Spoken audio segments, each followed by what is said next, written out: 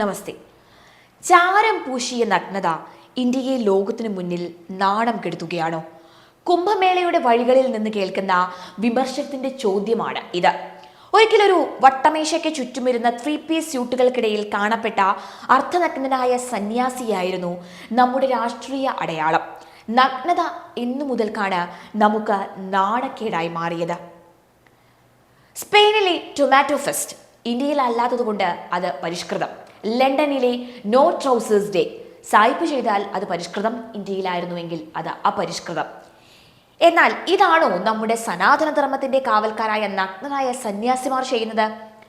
ശിവന്റെ പ്രത്യക്ഷ രൂപങ്ങളായ മനസ്സിന്റെ സങ്കല്പങ്ങൾക്ക് അപ്പുറമുള്ള കർമ്മങ്ങൾ ചെയ്യുന്ന ഈ ദിഗംബരന്മാർ മനുഷ്യരെ ആരെയും കൂസാതെ ആരെയും ഗൗനിക്കാതെ അഹം എന്നതിനെ ശിവമാക്കി മാറ്റി ഹിമാലയത്തിന്റെ മനുഷ്യനയങ്ങൾക്ക് എത്താൻ കഴിയാത്ത ഏതോ ഒരു കോണിൽ ജീവിക്കുന്ന ഇവർ എങ്ങനെയാണ് നാണക്കേടുണ്ടാക്കുന്നത്? മറ്റൊരു തലത്തിൽ നിന്ന് നോക്കി കാണേണ്ടവരാണ് ഈ സന്യാസിമാർ. സ്വാതന്ത്ര്യത്തിന്റെ പരമ വൈഭവമാണ് നഗ്നത. ഭൗതികമായും ആത്മീയമായും അത് അങ്ങനെ തന്നെയാണ്. തങ്ങളുടെ അടിവസ്ത്രമൂരി കത്തിച്ച് ബെയർ ബൂബ്സ് ആഘോഷിക്കുന്ന സ്ത്രീ സ്വാതന്ത്ര്യവാദികളും ന്യൂഡ് ബീച്ചുകളിൽ പുളയ്ക്കുന്ന വിനോദിനികളും ആ ഭൗതിക സ്വാതന്ത്ര്യത്തിന്റെ പരമരസം നുണയുന്നവർ തന്നെയാണ്. ആത്മീയക്കാരന്റെ നഗ്നതയാവട്ടെ അവന്റെ ദാരിദ്ര്യത്തിന്റെ അടയാളം അല്ല, പ്രപഞ്ചബോധത്തിന്റെ ഒരു വിളംബരമാണ്. ഞാൻ ബോധത്തിന്റെയും ആനന്ദത്തിന്റെയും രൂപമാണ് എന്ന് അയാൾ തിരിച്ചറിഞ്ഞിരിക്കുന്നു. ചിദാനന്ദ രൂപം ശിവോഹം ശിവോഹം എന്ന് ജപിച്ചുകൊണ്ടേയിരിക്കുന്നു. മറയ്ക്കാൻ ഒന്നുമില്ലാത്തിടത്ത് അഹം ഏവ വിശ്വതനു എന്ന ആത്മബോധത്തോടുകൂടി നഗ്നനായി സഞ്ചരിക്കുകയാണ്. ഇന്ത്യ അറിവും ഐശ്വര്യവും കൊണ്ട് ലോകത്തെ ഭ്രമിപ്പിക്കുകയും ആകർഷിക്കുകയും ചെയ്തിട്ടുണ്ട്. യൂറോപ്പിന്റെയും മധ്യേഷ്യയുടെയും അത്യാർത്ഥികളെ അത് സമ്പത്ത് കൊണ്ട് ആകർഷിച്ച കാലങ്ങളും ഉണ്ട്. അക്രമികളും സഞ്ചാരികളുമായി അനേകർ ഇവിടെ വന്നുപോയത് ആ കാലയളവിലായിരുന്നു. ഒടുവിൽ ഗംഗയുടെ തീരങ്ങളെ പിഴിഞ്ഞുകുടിച്ച ടൈംസിന്റെ തീരങ്ങൾ തടിച്ചു കൊഴുക്കും വരെ അത് തുടർന്നുകൊണ്ടേയിരുന്നു. ചടച്ചു മെലിച്ച് ദരിദ്രയായ ഇന്ത്യ പിന്നെയും ലോകത്തെ ആകർഷിച്ചത് അതിൻ്റെ ആത്മീയ തലങ്ങളിലായിരുന്നു.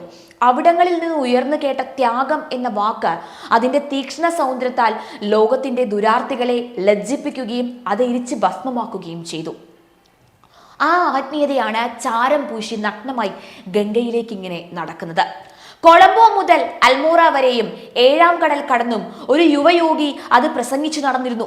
ലോകം അനശ്വരതയുടെ വാഗാർത്ഥത്താൽ ഭ്രമിക്കപ്പെട്ടതെന്നാണ്. പാപികളെ എന്ന വിളിക്ക് പകരം അമൃതസ്യ പുത്ര എന്ന് സംബോധന ചെയ്യപ്പെട്ടതാണ്.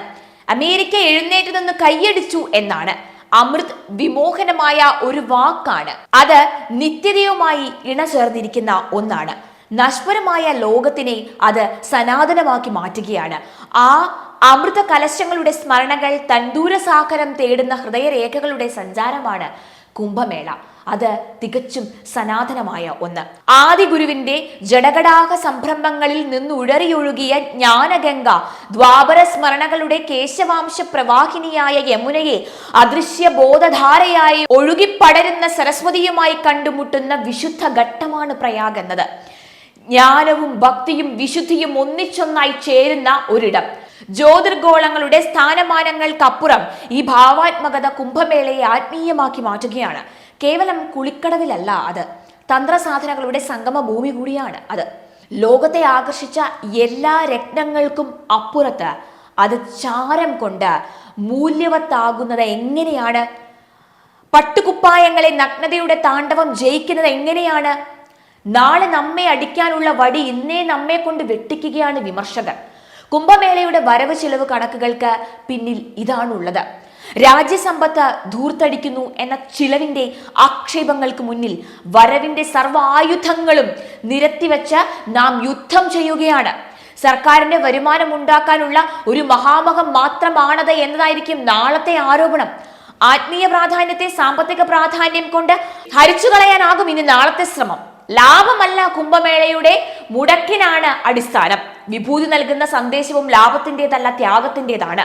ആത്മീയതയുടെ തെങ്ങിന് നനയ്ക്കുമ്പോൾ ഭൗതികതയുടെ ചീര കൂടി നിറഞ്ഞുകൊള്ളട്ടെ, വരുമാനമുണ്ടാവട്ടെ, പക്ഷെ ലക്ഷ്യം അതാണ് എന്ന് കരുതി പോകരുത്. ഋണം കൃത്വാ കൃതം പിബേത് എന്ന ചാർവാകൻ പറഞ്ഞത് ഭൗതിക ജീവിതത്തെ കരുതിയാണ് എങ്കിലും ഈ ആത്മീയ കാര്യത്തിലും അതായിരിക്കണം പാഠം. ഇന്ത്യയുടെ വരുമാനം അതിന്റെ ആത്മീയ നിവൃത്തികളുടെ ചെലവിന് കൂടി ഉള്ളതാണ്. നഗ്നതയിലേക്ക് നമുക്ക് മടങ്ങി വരാം. കുംഭമേളയിലെ നഗ്നതയെ കുളിമുറിയിലെ നഗ്നത പോലെ കാണുന്നതാണ് അശ്ലീലം. ശീതോഷ്ണ സുഖദുഃഖങ്ങളെ സർവത്ര സമദർശനം ചെയ്യുന്ന, മിഴികൾ ഉയർത്തി ആകാശത്തിലേക്ക് നോക്കുന്നവന്റെ നഗ്നതയാണ് ഇവിടെ ഗംഗയിലേക്ക് നടക്കുന്നത്. അത് നിശ്ചലമായി ഭൂമിയെ ഇങ്ങനെ നോക്കിയിരിക്കുകയാണ്. ഭൂമിയിലേക്ക് മാത്രം നോക്കി ഇതിനെയൊക്കെ വിമർശിക്കുന്നവന്റെ നഗ്നതയാവട്ടെ ഇതൊക്കെ കണ്ട് ആകാശത്തെയും നോക്കി അടങ്ങാതെ ഇങ്ങനെ ഇരിക്കുകയാണ്. സെമിറ്റിക് തീർത്ഥാടനങ്ങളെ മൗനം കൊണ്ട് വിശുദ്ധരാക്കുന്നവർ കുംഭമേളയെ വിമർശനം കൊണ്ട് മലിനമാക്കി മതേതരത്വം രക്ഷിക്കുകയാണ്.